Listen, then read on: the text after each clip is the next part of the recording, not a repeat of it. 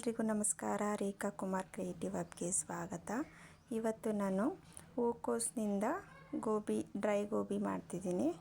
So ಹೇಗೆ ಮಾಡೋದು ಅಂತ ನೋಡೋಣ ಬನ್ನಿ. ಇಲ್ಲಿ ನಾನು ಒಂದು ಹೂಕೋಸನ್ನ ದಪ್ಪದಾಗಿ ಬಿಡಿಸ್ಕೊಂಡಿದ್ದೀನಿ. ಈಗ ಮೊದಲು ಆ ಹೂಕೋಸನ್ನ ಬಿಸಿನೀರಲ್ಲಿ ಒಂದು 3 ನಿಮಿಷ ಬೇಯಿಸ್ಕೋಬೇಕು. ಸ್ವಲ್ಪ ಸಾಲ್ಟು ಮತ್ತು ಅರಿಶಿನ ಹಾಕಬೇಕು. ಅರಿಶಿನ ಹಾಕಿ 3 ನಿಮಿಷ ಬೇಯಿಸ್ಕೋಬೇಕು. ಮತ್ತು ರೆಗ್ಯುಲರಾಗಿ ವಿಡಿಯೋ ಅಪ್ಲೋಡ್ ಮಾಡೋಕ್ಕಾಗ್ತಾಯಿಲ್ಲ. ಅದಕ್ಕೆ ಅಟ್ಲೀಸ್ಟು ವೀಕ್ಲಿ ಒಂದು ವಿಡಿಯೋ 2 ವಿಡಿಯೋನಾದರೂ ಹಾಕೋಣ ಅಂತ ಅಂದ್ಕೊಂಡಿದ್ದೀನಿ. ಇಲ್ಲಿ ನನ್ನ ಮಗಳೂ ಸ್ವಲ್ಪ ಹೆಲ್ಪ್ ಮಾಡ್ತಿದ್ದಾಳೆ. ಹೆಲ್ಪ್ ಮಾಡಲೇಬೇಕು ಅವರು, ಇಲ್ಲ ಅಂದರೆ ನಾನು ವಿಡಿಯೋ ಮಾಡೋಕ್ಕೆ ಆಗೋಲ್ಲ, ರೆಸಿಪಿನ ಶೂಟ್ ಮಾಡೋಕ್ಕೆ ಆಗೋಲ್ಲ. ಅವರು ಇರಲೇಬೇಕು. ಸೊ ಅವರೂ ಮಾಡ್ತಿದ್ದಾರೆ ನೋಡಿ. ಈಗ ಅರಿಶಿನ ಹಾಕ್ತಿದ್ದೀನಿ. ಅಂದರೆ ಮೊಬೈಲ್ ಅಡಿಕ್ಷನ್ನು ಆಗುತ್ತೆ ಅಂತ ನಾನು ಅಡುಗೆ ಮಾಡುವಾಗೆಲ್ಲ ಅವ್ರನ್ನ ಇನ್ವಾಲ್ವ್ ಮಾಡ್ಕೋತೀನಿ, ಮಗಳನ್ನ. ಸೊ ನೋಡಿ, ಇವಾಗ ನೀರು ಕಾದಿದೆ. ಸೊ ಈ ಗೋಬಿನ ಹಾಕ್ತಿದ್ದೀನಿ. ಒಂದು 3 ನಿಮಿಷ ಬೇಯಿಸ್ಕೊಂಡ್ರೆ ಸಾಕು ಅದನ್ನು ಬಿಸಿನೀರಲ್ಲಿ. ನೋಡಿ ಹಾಕ್ತಾಯಿದ್ದೀನಿ. ಅವಳು ನನ್ನ ಮಗಳೂ ಹೆಲ್ಪ್ ಮಾಡ್ತಿದ್ದಾಳೆ. ಮಮ್ಮಿ ನಾನು ಹೆಲ್ಪ್ ಮಾಡ್ತೀನಿ ಅಂತ ಬರ್ತಾರೆ. ಸೊ ಒಂದು 3 ನಿಮಿಷ ಹಾಗೆ ಸಣ್ಣೂರಿನಲ್ಲಿ ಬೇಯಿಸ್ಕೊತಾ ಇದ್ದೀನಿ. ಮತ್ತು ಯಾರೆಲ್ಲ ಈ ವಿಡಿಯೋನ ಸಬ್ಸ್ಕ್ರೈಬ್ ಆಗದಿರ ನೋಡ್ತಿದ್ದೀರಾ, ದಯವಿಟ್ಟು ಸಬ್ಸ್ಕ್ರೈಬ್ ಆಗಿ ಹೀಗೆ ಸಪೋರ್ಟ್ ಮಾಡ್ತಾಯಿರಿ. ನಾನು ರೆಗ್ಯುಲರಾಗಿ ಅಪ್ಲೋಡ್ ಮಾಡೋಕ್ಕೆ ಟ್ರೈ ಮಾಡ್ತೀನಿ. ವೀಕ್ಲಿ ಅಂತೂ 1-2 ವಿಡಿಯೋ ಅಪ್ಲೋಡ್ ಮಾಡ್ತೀನಿ.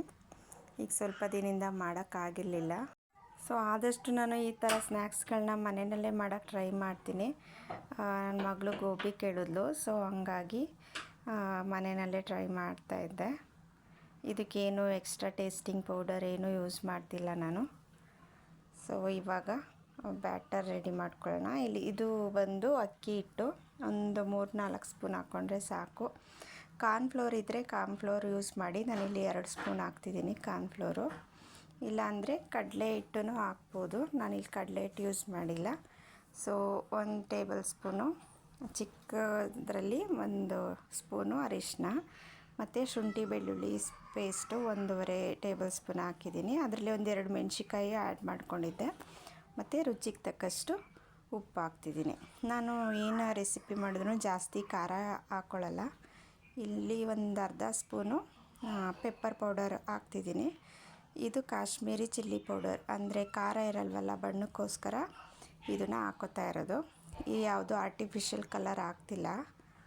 ಸೊ ಹಂಗಾಗಿ ನಿಮಗೆ ಬೇಕು ಅಂದರೆ ಕಬಾಬ್ ಪೌಡರ್ ಯೂಸ್ ಮಾಡ್ಕೊಳ್ಳಿ ಸ್ವಲ್ಪ. ನೋಡಿ, ಇದು ಬ್ಯಾಟರ್ ತುಂಬ ತೆಳುಗೆ ಬೇಡ. ಸೊ ತೆಳುಗಾದರೆ ಅದಕ್ಕೆ ಕೋಸಿಗೆಲ್ಲ ಅಂಟ್ಕೊಳ್ಳಲ್ಲ ಖಾರ ಎಲ್ಲ. ಸೊ ಇವಾಗ ಇದನ್ನೆಲ್ಲ ಚೆನ್ನಾಗಿ ಮಿಕ್ಸ್ ಮಾಡ್ಕೊಳ್ಳೋಣ. ನೋಡಿ, ಈ ಥರ ಆ ಮಸಾಲೆ ಎಲ್ಲ ತುಂಬ ಮಿಕ್ಸ್ ಆಗಬೇಕು ಅದಕ್ಕೆ. ಸೊ ಹಂಗಾಗಿ ನೋಡಿ, ಈಗ ರೆಡಿ ಆಯಿತು ಇದು. ಉಪ್ಪು ಎಲ್ಲ ನೋಡ್ಕೊಂಡು ಹಾಕ್ಕೊಳ್ಳಿ, ರುಚಿಗೆ ಎಷ್ಟು ಬೇಕು ಅಂತ. ಸೊ ಆಯಿತು. ಇವಾಗ ಒಂದು ಚಿಕ್ಕ ಬಾಣಲೆ ಇಡ್ತಿದ್ದೀನಿ. ನಾನು ಚಿಕ್ಕ ಬಾಣಲೆ ಯಾಕೆ ಯೂಸ್ ಮಾಡ್ತಿದ್ದೀನಿ ಅಂದರೆ, ಜಾಸ್ತಿ ಕರೆದಿದ್ರೆ ಎಣ್ಣೆ ಮತ್ತೆ ಯೂಸ್ ಮಾಡಲ್ಲ. ಸೊ ಹಂಗಾಗಿ ಸ್ವಲ್ಪ ಆಯಿಲ್ ಹಾಕ್ಬೋದಲ್ಲ ಚಿಕ್ಕದ್ರಲ್ಲಿ ಅಂತ ಈ ಚಿಕ್ಕ ಬಾಣಲೆ ಯೂಸ್ ಮಾಡ್ತಿದ್ದೀನಿ. ನೋಡಿ, ಇವಾಗ ಎಣ್ಣೆ ಕಾದಿದೆ, ಹಾಕ್ತಿದ್ದೀನಿ. ನೋಡಿ, ಹಾಕಿದ ತಕ್ಷಣ ಕೈ ಆಡಿಸೋದೇನು ಬೇಡ. ಸ್ವಲ್ಪ ಹೊತ್ತು ಬೇಯಲಿ, ಆಮೇಲೆ ಸ್ವಲ್ಪ ಕೈ ಆಡಿಸಿ. ನೋಡಿ, ಬೇಯ್ತಾ ಇದೆ. ಒಂದೇ ಸಲ ತೆಗಿಬೇಡಿ, ಅದು ಕ್ರಿಸ್ಪಿನೆಸ್ ಇರಲ್ಲ. ಸ್ವಲ್ಪ ಡೀಪ್ ಫ್ರೈಯೇ ಮಾಡಬೇಕು ಇದನ್ನು. ನಾವು ರೆಗ್ಯುಲರಾಗಿ ಏನು ಇದು ಮಾಡಲ್ಲ, ಯಾವಾಗಾದರೂ ಅಷ್ಟೇ, ತುಂಬ ಆಯಿಲ್ ಇದಾಗುತ್ತೆ ಅಂತ. ಸೊ ಯಾವ ಟೇಸ್ಟಿಂಗ್ ಪೌಡರ್ ಬೇಡ, ಏನೂ ಬೇಡ. ಸೊ ಹಂಗೆ ಮನೆಯಲ್ಲೇ ಮಾಡಿಕೊಡ್ಬೋದು. ಕಲ್ಲರ್ಗೆ ಕಾಶ್ಮೀರಿ ಪೌಡರ್ ಇದೆಯಲ್ಲ, ಚಿಲ್ಲಿ ಪೌಡರು, ಅದನ್ನು ಯೂಸ್ ಮಾಡ್ಕೊಳ್ಳಿ. ಅದು ಮೈಲ್ಡ್ ಖಾರ ಕೊಡುತ್ತೆ ಅಷ್ಟೇ. ಕಲ್ಲರ್ ಬೇಕು ಅಂದರೆ ಇದು ಹಾಕ್ಕೊಳ್ಳಿ, ಕಬಾಬ್ ಪೌಡರ್ನೂ ಹಾಕ್ಕೋಬೋದು. ಸೊ ನೋಡಿ, ಬಂದಿದೆ, ಎಷ್ಟು ಚೆನ್ನಾಗಿ ಬರ್ತಿದೆ ಅಂತ. ತುಂಬ ಕ್ರಿಸ್ಪಿಯಾಗಿದೆ. ನಾವು ಅಕ್ಕಿ ಹಿಟ್ಟು ಯೂಸ್ ಮಾಡೋದ್ರಿಂದ ತುಂಬ ಕ್ರಿಸ್ಪಿಯಾಗಿ ಬರುತ್ತೆ. ಇಷ್ಟೇ, ತುಂಬ ಸಿಂಪಲ್ಲಾಗಿ ಮನೆಯಲ್ಲೇ ಮಾಡ್ಕೋಬೋದು. ಸೊ ನೋಡಿ, ನಾನು ಇದೇ ಥರ ಮಾಡೋದು ಮನೆಯಲ್ಲಿ. ಕಾರ್ನ್ಫ್ಲೋರ್ ಇಲ್ಲ ಅಂದ್ರೂ ಮೈದಾನ 1.5 ಸ್ಪೂನ್ ಹಾಕ್ಕೊಳ್ಳಿ ನೋಡಿಕೊಂಡು. ನಾನಿಲ್ಲಿ ಜಾಸ್ತಿ ಏನು ಸ್ಪೈಸಸ್ ಆ್ಯಡ್ ಮಾಡಿಲ್ಲ. ನೋಡಿ ಎಷ್ಟು ನೋಡ್ತಿರ್ಬೋದು ಎಷ್ಟು ಕ್ರಿಸ್ಪಿಯಾಗಿ ಬಂದಿದೆ ಅಂತ, ಎಷ್ಟು ಕಲರಾಗಿ ಕಾಣಿಸ್ತಿದೆ ಅಂತ. ಸೊ ಈ ರೆಸಿಪಿ ಇಷ್ಟ ಆಗಿದೆ ಅಂತ ಅನ್ಕೋತೀನಿ. ನೀವು ಮನೆಯಲ್ಲಿ ಒಂದ್ಸಲ ಟ್ರೈ ಮಾಡಿ ನೋಡಿ.